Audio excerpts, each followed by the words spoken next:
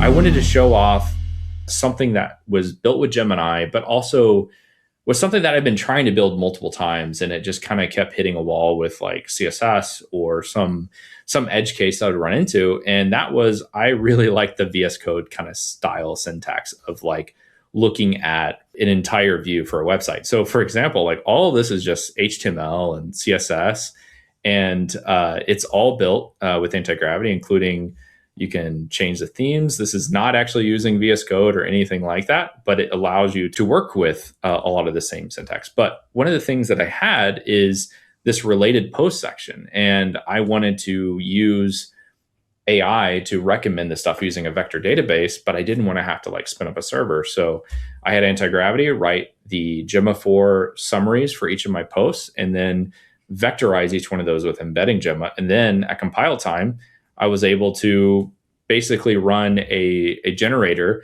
that would build the site and then create the related posts for each of the pages before publishing.